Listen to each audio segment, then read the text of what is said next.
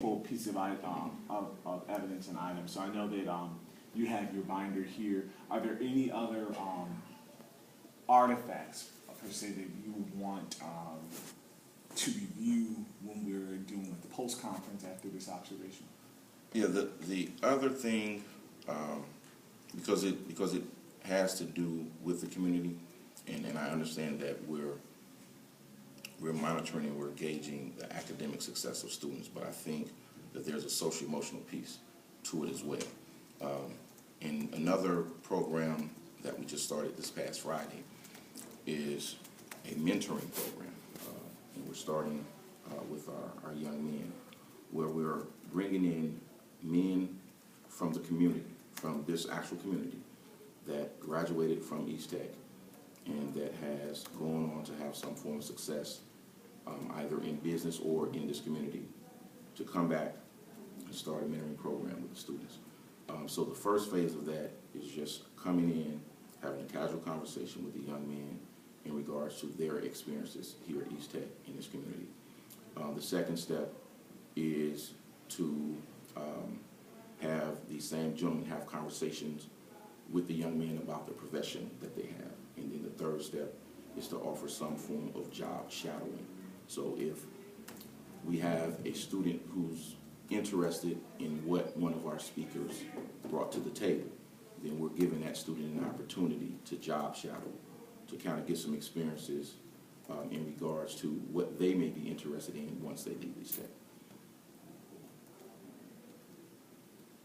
And with that, we're also developing more relationships, and we're developing relationships with men in this community and or business owners in this community, which in turn, my goal is to have those business owners and those men in the community come and assist us in the building.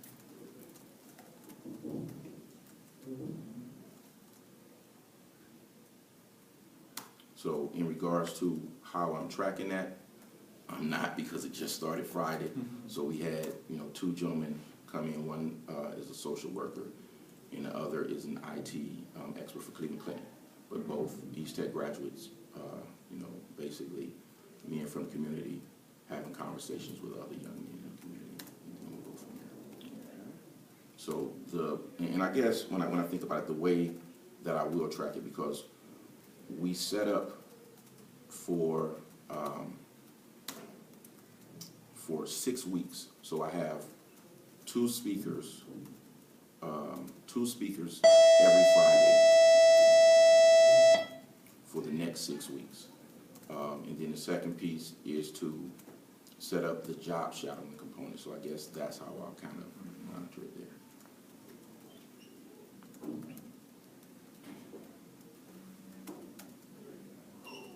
And then the gentleman that we're bringing in comes from all walks of life, entrepreneurs, one doctor, one lawyer. So just, basically all walks of life, and giving the young men an opportunity to see that there are successes from this community as well as from East Tech.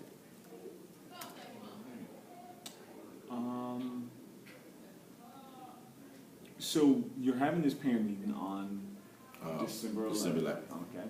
And in a moment I'll capture the time. That's what I'll be there to observe that. When you think about your school's data right now, what metric would you want to be the focal point based on where your school is now in terms of if there's something you really want to emphasize with parents? What would that be? Well, actually, there would be two things I want to emphasize. The first thing would be attendance, because if the students are not here, they can't learn. And then the second piece is the improvement of academics, because obviously that will be our conversations, what we can do as a team, what we can do as a team to assist you with assisting us with assisting your child academically. Specifically thinking about the attendance piece, I know at our meeting on Friday, Blessing was there, and I talked to Michelle as well as Blessing about some of the inconsistencies with the reports in terms of the TARDIS pulling this half day. So they're working on that component. But one thing you want to really make sure you're stressing with the parents when they come in, just from walking down the hallway, it just feels like there weren't a lot of students coming in on time. So really thinking about when you're talking to the parents about the importance of attendance, really just having a flushed out plan of what that looks like in terms of getting the students in, and just having a way of really measuring that effectiveness. Because we're going to clean up the parts on our end, but I want to make sure if we get that it's matching with you guys really getting the students into the building. So, is there anything? So, of course, I'll be watching, observing the event, gathering pieces of evidence based on some things you spoke about here. Are there any things in particular you want feedback on? Whether it's from a presentation style or whether it's from just how you guys engage parents or anything else? It'll probably be, as you said, the presentation style. In addition to the agenda, the way that the agenda is set up, do you think what we brought to the table in regards to the agenda will it be beneficial with assisting us with accomplishing the goal that we put forth? Because another component of this is I actually want to bring in a graduate of East Tech who is also a professor at Case to talk to the parents about how he can assist the students with math. So he'll actually be speaking that day as well about his program that he and I have been talking about. And we're starting with a small core. We're starting with our boys basketball team, and then eventually branch out.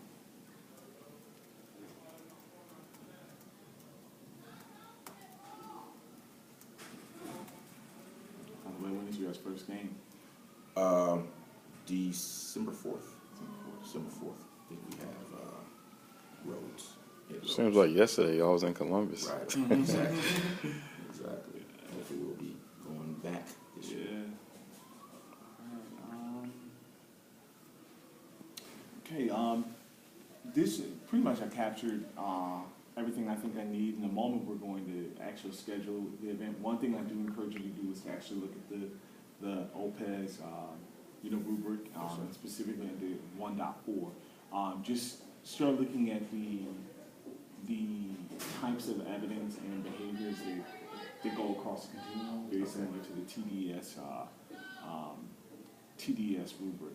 And specifically, I'll be looking for those pieces of evidence in which you captured here, and then also thinking about how this particular focus area has an impact on the broader school improvement goals. So let's schedule this now. What time is that on December 11th? Okay, it's from 6 to 8, but obviously I'll be going first, and then if you could, stay a few moments to hear Mr. Lemoyne speak about his program.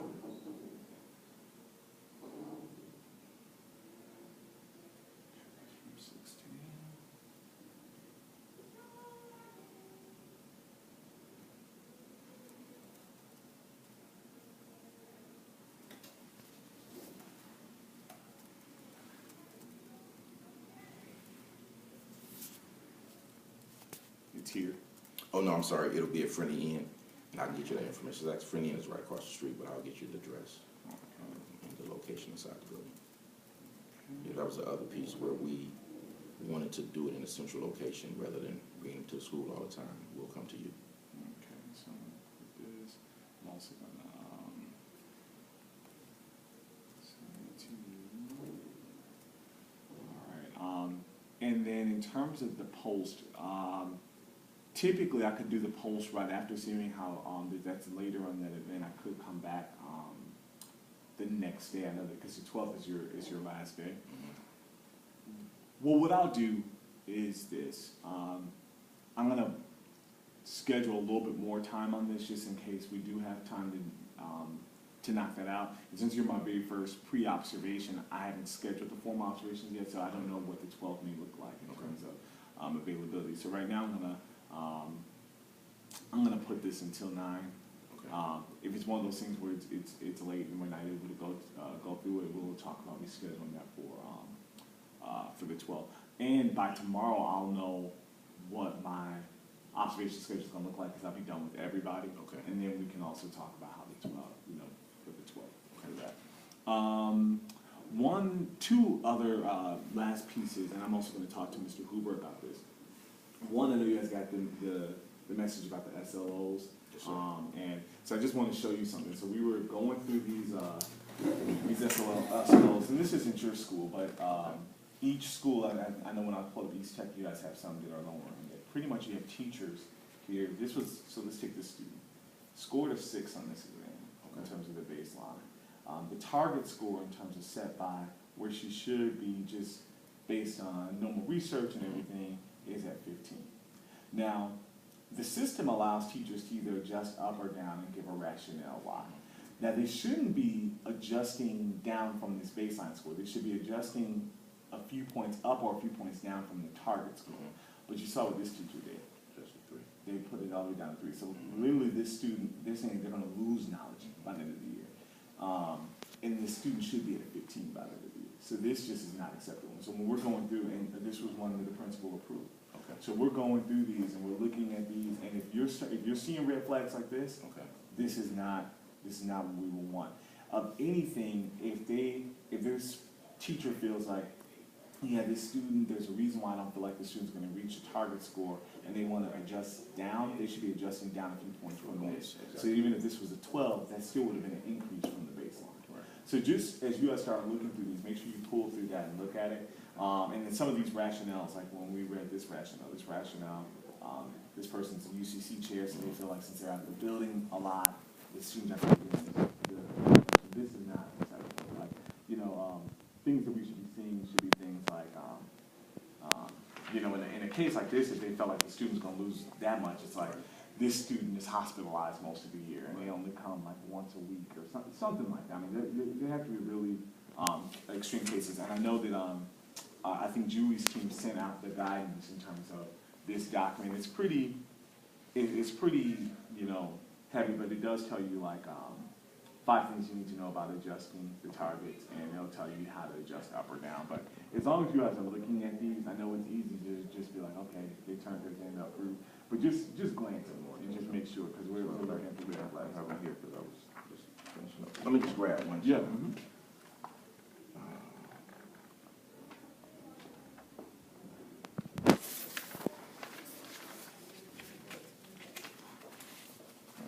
So baseline was 2. Okay, so he didn't equate the 2 because the baseline is 214. The target score is 14. The adjusted rate is 4. That's not, that one's not bad, because he adjusted down, but it's from the target, Right. so. 365, 359, 46. That's the same. That one went down. It's the same. Okay. All right. It's just as you're going through teacher by teacher, just take a look at that. If you see like some red flags like that, definitely know that. And the last thing, in order for us to get these interim assessments going by the time we get back, so as I mentioned, for high schools, I bought you guys your interim assessments for grades 9 through 12. English is going to be 9 through 12. Reading is grades 9 through 12. Math and science is grade 9 through 11. And I'll talk to Mr. Hoover about this too. What I need by tomorrow is you can delegate this to one of your APs. Pretty much we just need an Excel spreadsheet of each of your class rosters, their last name, first name, and student ID number. And the way it can be broken up is, like, you can literally have one Excel spreadsheet for East Tech, but at the bottom tab, it'll just say like, if let's say if you teach English, English 1, and that's 9th grade, you can say Mr. Taylor, English 1, section 1. So just so that we'll know the teacher name, the grade level, and the subject, so that when we're pulling the bubble sheets, making the bubble sheets, we'll know how to like disaggregate the data. Okay. In the future, we'll be able to do this through SchoolNet, but since it was such a fast turnaround time, I'm asking them to populate all the bubble sheets and run all the data for us. Okay.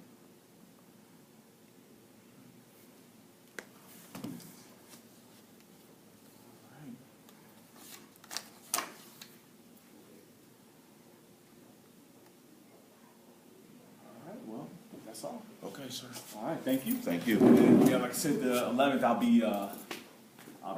Okay. See that. So,